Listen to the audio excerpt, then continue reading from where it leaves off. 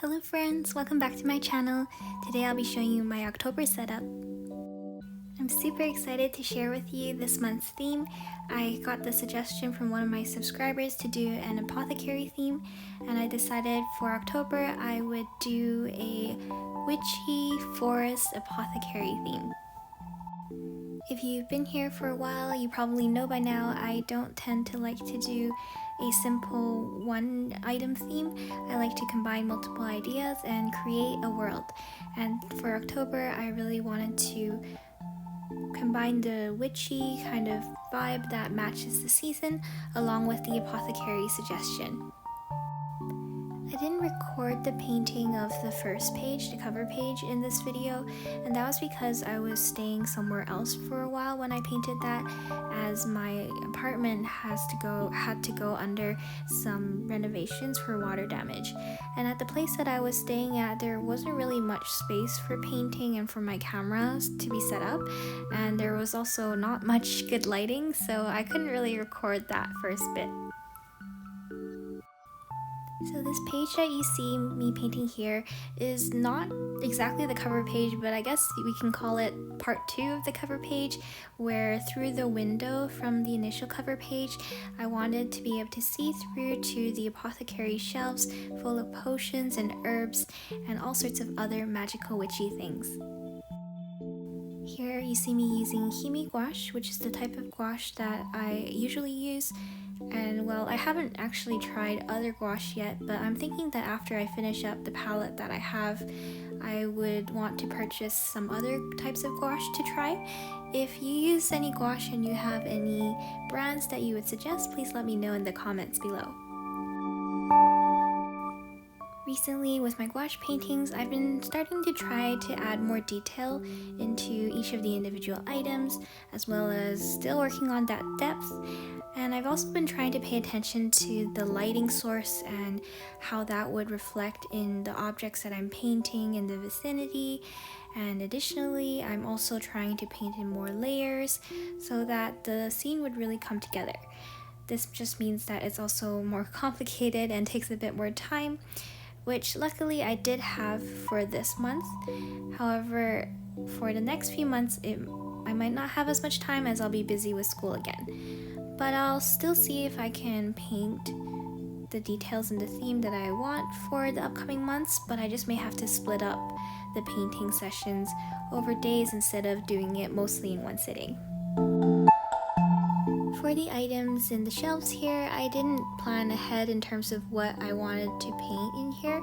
I just knew that I wanted to paint a bunch of different shaped bottles, a bunch of different plants, and other magical items like crystals and globes and chests.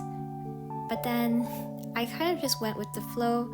I did initially try to start sketching some of the bottles, but then I stopped pretty soon because I knew I was going to have to paint over them.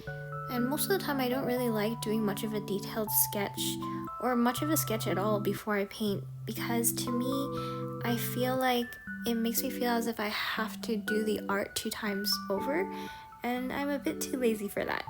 And so most of the time I just do a very light sketch for some of the structure, and then I just have at it.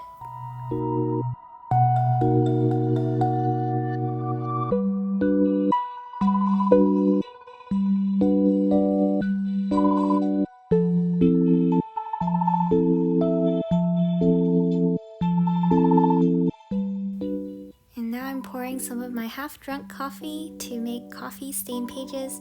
You see me panicking a little bit here because I'm just thinking, oh no, how do I do this? And I don't want the coffee to seep through the binding, and then I'm just freaking out. Then I realized, oh wait, I'm a painter, so I have paintbrushes. I can just use my paintbrush to smear this around. And then it was a lot easier to do after that. So you see me here leaving some areas where there's more pooling, and I did that on purpose because I want some of the areas to be darker and other areas to be lighter.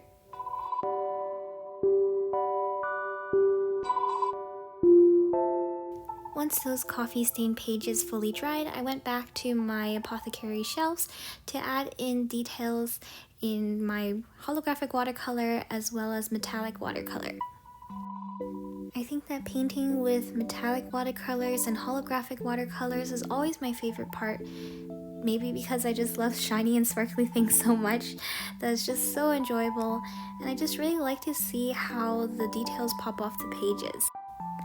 I'm adding a lot of these plants to the shelves because I wanted to give off a forest witch kind of vibe, since the setting that I picked for the cover page was in the middle of a forest.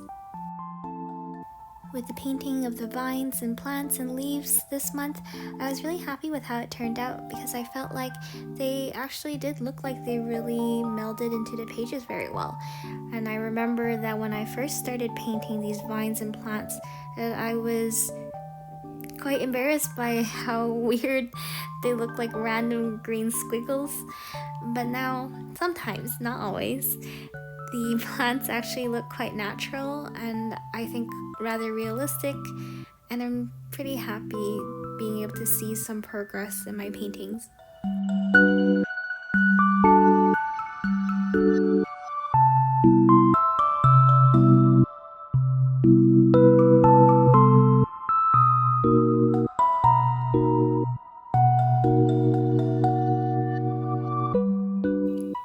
In this glass dome, I was tempted to paint a rose because any glass dome just reminds me of Beauty and the Beast. But then I really wanted to not paint roses in glass domes all the time and be so predictable, and so instead of that, I painted golden butterflies and gold dust instead. Although honestly, in another way, that's probably also predictable of me because I tend to like to add golden butterflies to some of my paintings, but I just like to repeatedly paint some recurring themes because I like those things very much, like the stars and sparkles, and moon, and whales, and butterflies, and forests. So I think it's okay because if I like them and it makes me happy, if I want to paint them repeatedly, there's nothing wrong with that.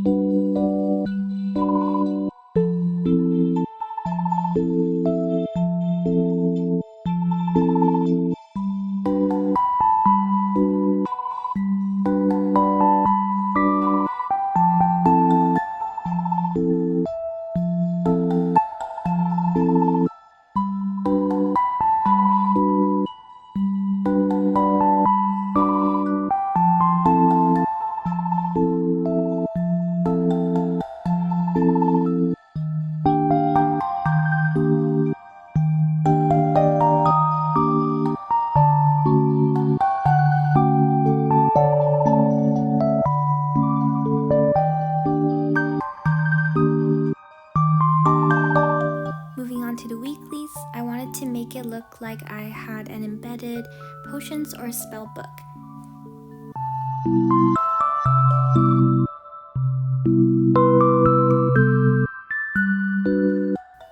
I found that the coffee stain paper really added to that aged look that I was going for. At first I was a little bit concerned because my coffee is so watered down with milk, where I have 50% coffee and 50% milk, that it looked really light while I was pouring it, but it dried a bit darker to the color that I wanted, so I'm thankful for that. And for the background surrounding the spell book, potion book in the middle, I wanted to use some washi tape to cover it up so there's not as much white. And then I added in a beige paper calendar.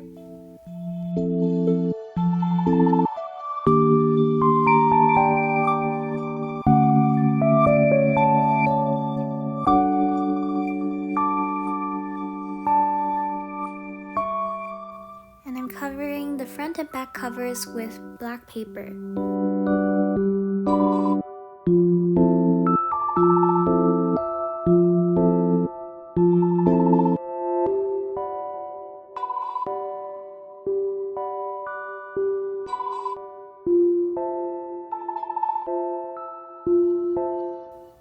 because I painted so much already, I didn't really want to paint the covers, so instead of that, I used stamps instead. Here I've designated 2 pages for my rolling weeklies.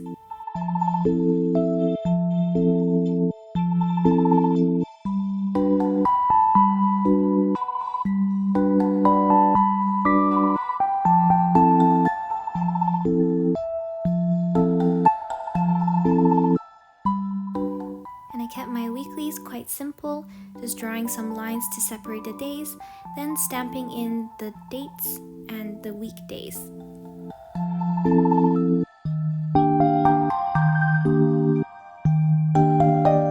Finishing off with a few more stamps to decorate my calendar.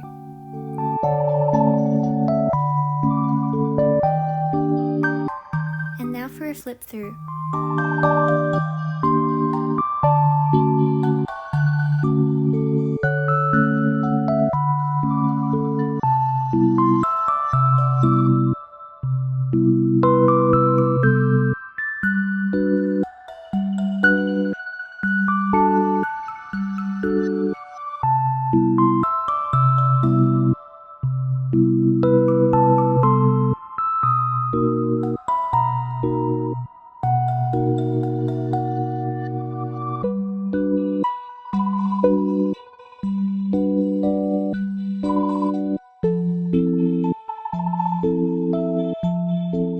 I hope that you enjoyed this video as much as I enjoyed creating it. Thank you so much for watching. Please like, comment, and subscribe. See you soon.